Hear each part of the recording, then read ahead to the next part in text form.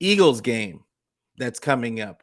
What part of this Eagles offense is the most dangerous for the 49ers? I think it's the deep passing game, like I said. It's all dangerous. That's the Yeah. problem. The Eagles are equipped to win any kind of game that they need to play. If they need to run it on the ground and grind it out, they can do that with Miles Sanders and Jalen Hurts. If they need to put up 40 points, they'll just go bombs away with Devontae Smith and A.J. Brown and Dallas Goedert.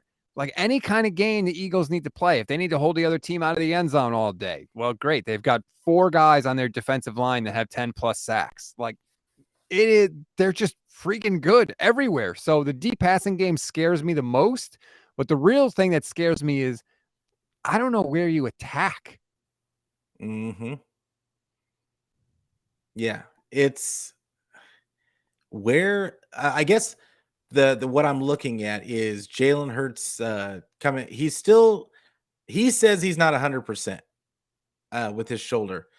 I Mm-hmm. mean, I'm not I'm not seeing it, but It but looks pretty could damn that good. could that be a factor in this game? In this game is that the 49ers with their defense, because I do think the 49ers defense is way better than the New York Giants. So Oh, yeah. I'm wondering what because the 49ers haven't given up a 70-yard rusher all season. Could they bottle up that running attack? And then it becomes more of a how do we keep Jalen Hurts in the pocket aspect so that he can have to throw with that bum shoulder.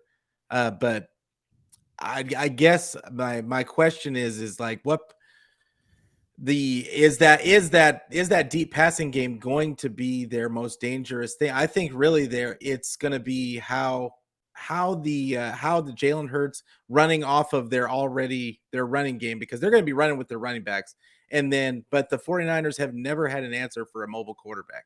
And we played the Atlanta Falcons earlier in the season, and Marcus Mariota didn't really do too much passing, but he did get a whole bunch of yards on the ground. And that's the one thing that worries me. I don't know about you.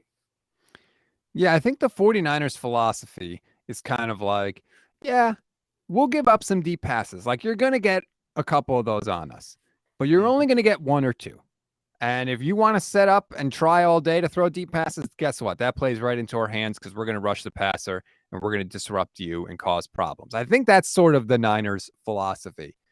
But they really haven't been getting home as often lately. Mm. They only had 4 quarterback hits against the Cowboys last week. Nick Bosa's gone without a sack. I think it's in like 3 of his last 4 games or 4 out of his last 5, something like that.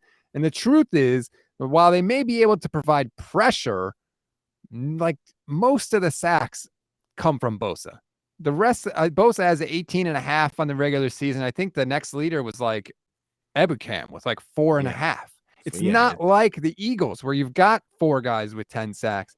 So that's going to be the difference in the game. If the Eagles recognize the weakness in the Niners defense and try to throw it deep, it's going to come down to how often can the 49ers get pressure with that front 4? And we know mhm. the Eagles have a very good offensive line. That is the key for me is their offensive line. Their offensive line is easily to me is easily the best in the league. And I just for them to get Lane Johnson, he's just coming back off of injury. For them to get him back, I think it just kind of solidified that offensive line. And now it's going to be really hard to get to Jalen Hurts. I'm interested to see how that matchup turns out because, like you said, they're not getting a lot of sacks. I mean, the 49ers they got 44. I mean, it was less than they got last year, I believe. And then, but even if they didn't, even if it wasn't less than last year, they just don't seem to be getting teams seem to be making a concerted effort to get the ball out before it even comes to that.